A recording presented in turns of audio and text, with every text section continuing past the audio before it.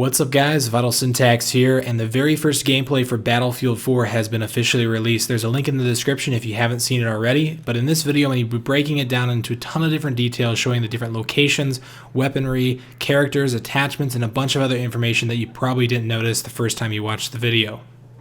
Now, all the gameplay that we've seen so far, and that's going to be in this video, is from the single player campaign, and honestly don't expect anything from multiplayer for quite a while. But this first mission that we're taking a look at is called Fishing in Baku. Now, Baku is a city that's in Azerbaijan, which is in the Middle East north of Iran. Now, your squad, titled Tombstone, consists of you and 3 other characters. Your name is Rucker. You also have Dunn, which is the character who gets his leg cut off later on in the video. You have Irish, which is the African-American character.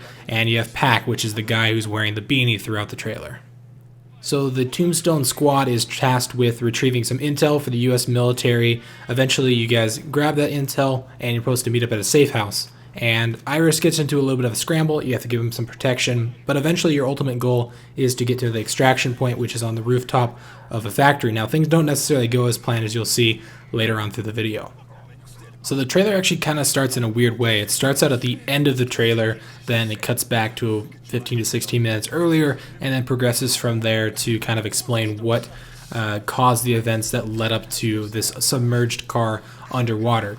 Now, in the first scene, we get a look at the MP412 Rex revolver, and this is a gun that we obviously had in Battlefield 3. So quickly, I want to go over some of the other weapons and show you some images and clips throughout the trailer that show off some of the other guns that are in the video. So the first one is the M4A1. This is the one that your character Rucker is using. It has iron sights on the 45-degree angle to the right, and it also has the M145 3.5 times ACOG sight. It has new sound effects, but the same reload animation from Battlefield 3. Hopefully those are just placeholder. We might see some new stuff in there.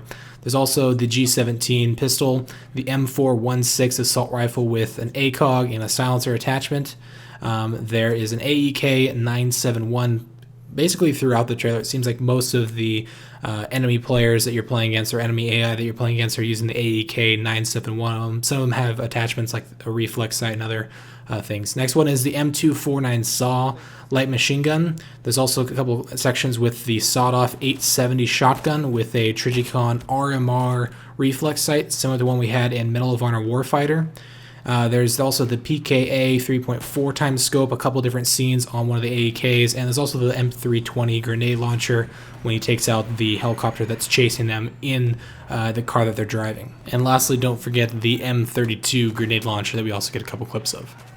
Now, Battlefield 4 runs on DICE's latest Frostbite 3 game engine, which is an iterative upgrade from Frostbite 2, which powered Battlefield 3, which powered Medal of Honor Warfighter, Need for Speed Most Wanted, maybe a few other games that I'm not familiar with, but this is an update that adds a bunch of new and improved graphical, audio, and feature changes to the game engine. I'm going to go over some of the graphical changes that we see throughout this trailer. Now, one of the first things that I looked for when watching this Battlefield 4 gameplay, and I'm sure I'm not the only one, is whether or not there was going to be some type of blue or orangish tint that we've seen in Battlefield 3, and whether or not the sun glare was bearable. Now, it looks to me, at least in the single player on this mission, that there's no tint. It looks very realistic as far as the color grading goes. And on top of that, the sun glare is reduced, but it's still beautiful, and I think it's less intrusive and less in your way. And they might even tweak this on the multiplayer side. It might not be the exact same as what we see in single player, and they can obviously position the sun in different positions to allow for it to be less in the way of trying to see enemy players.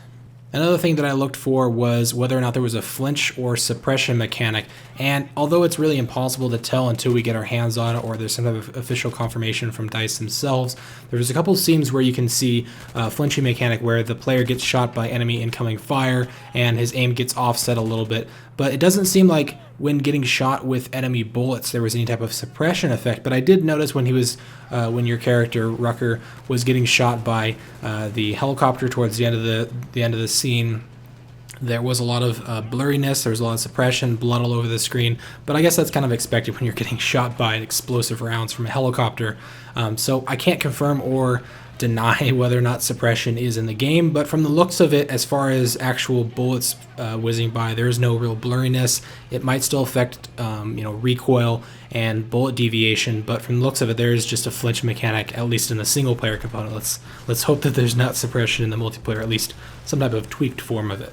There's a couple scenes that have some really nice water effects. There's real-time reflection in the water, so you can actually see 3D objects reflecting in the water, which in Battlefield 3 wasn't the case. They kind of had a image that was shown that kind of looked like a real reflection, but in Battlefield 4 they're actually having real-time reflections. On top of that, there's some incredibly beautiful water tessellation towards the end of the video where you see an aircraft carrier and you're on a boat, and the water just looks absolutely amazing. Definitely the best water I've ever seen in a video game.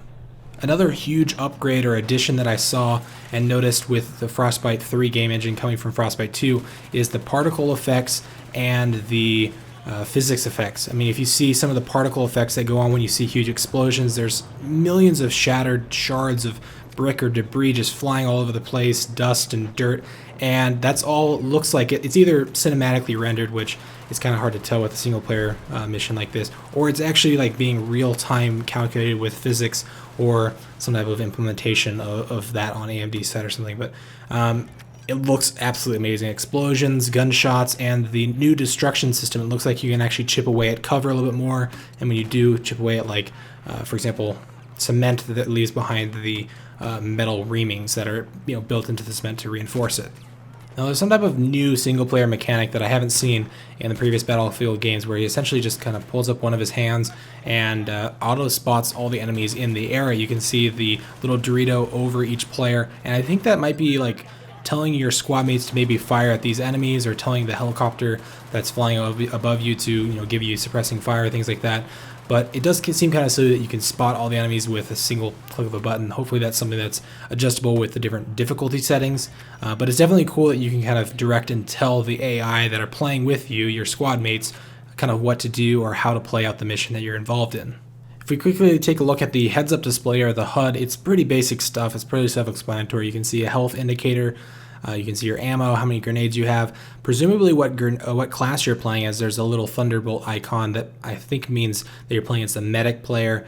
I'm not really sure on that. You can see what fire mode you're using, and you can also see some achievements up in the top right. I think those might be Origin achievements. Presumably this is playing on a high-end PC, so that might be different depending on which console you're playing on or which platform.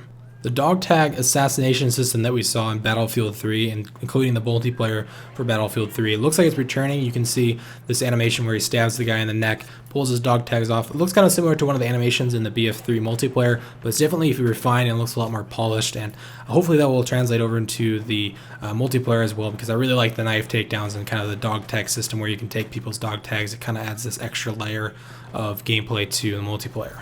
And finally, towards the end of the gameplay, you see Hannah. This was a character that was confirmed a while back in one of the images that were released. This is one of the characters that we're going to be seeing quite a bit of in the single-player campaign. Exactly what she means to the campaign or to your character is yet to be seen, but she's definitely an interesting character already, just seeing her face and seeing the environment and stuff that she's in. I'm really actually intrigued to see how the single-player campaign plays out. Looks like they're doing a ton of really cool stuff to make this a really cinematic experience, and I'm definitely really excited to play the single-player, but I mean, obviously mostly the multiplayer, but we'll have to wait for new information to come out about that, and that might not be anytime soon. So, and then at the very end of the trailer, they say fall 2013, which is the release date, which is kind of strange because the next generation of consoles are rumored to be released for winter of 2013 in time for the next generation of consoles. So my guess is that Battlefield 4 is going to be originally released for PC, Xbox 360, and PS3, and then once those new generation of consoles are released, they'll have obviously the title ready for that next gen of consoles, maybe a couple months after the original Battlefield 4 experience is released on current gen consoles and the PC platform. There's also a pre-order notification that says that if you pre-order the game, you get Battlefield 4 Premium Expansion.